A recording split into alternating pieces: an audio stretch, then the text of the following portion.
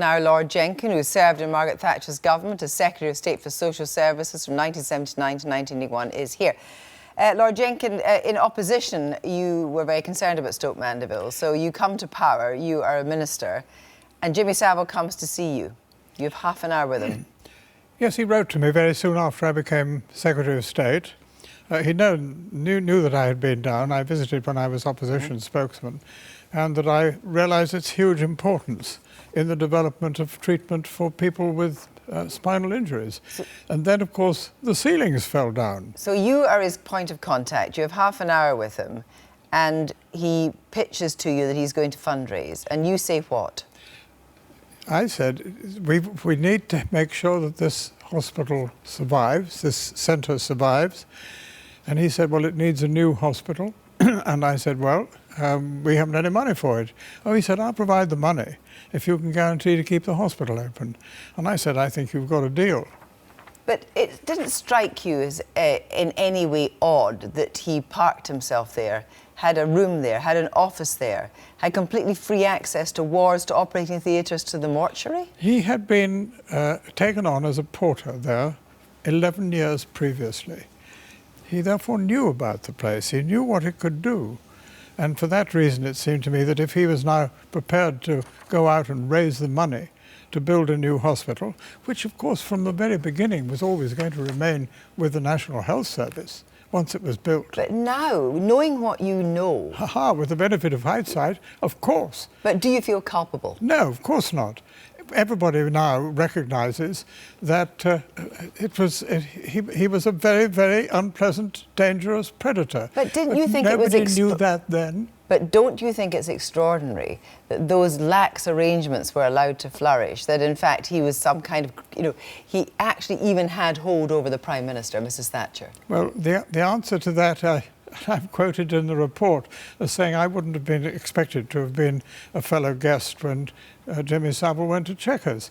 But the fact of the matter is, I had no idea at the time as to how far he had been able to gain access to the whole hospital. Did you have any idea that he was in any way unsavoury? No.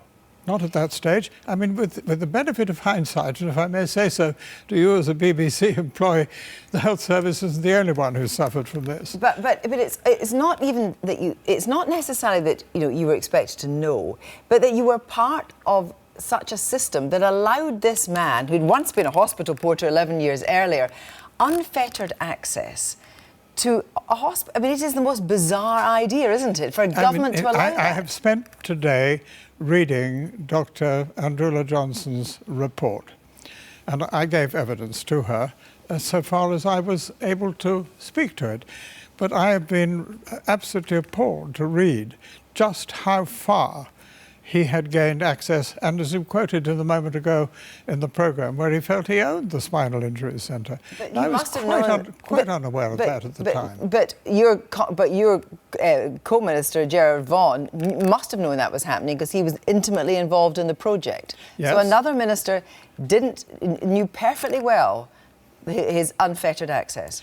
Well, the answer is, you're asking me. Jerry Vaughan died some years ago, and I didn't, so that maybe I should have. But the fact of the matter is, I didn't.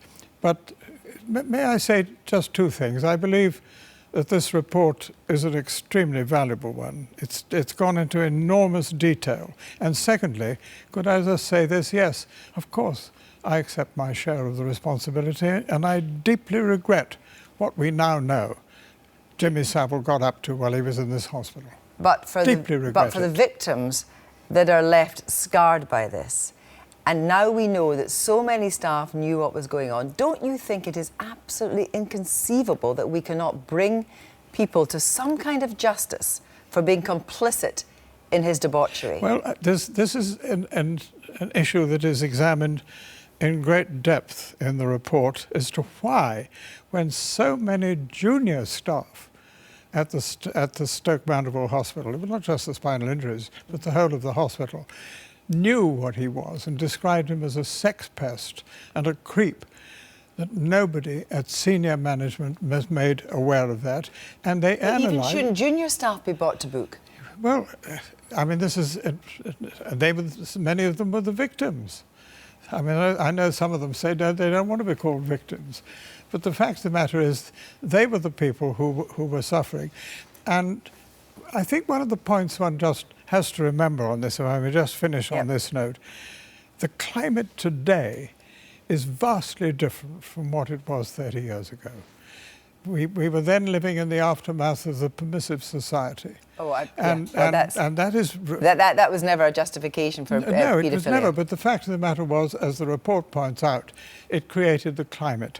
Now there is a vastly improved attitude to these things, and I think quite rightly too. Lord Jenkin, thank you very much.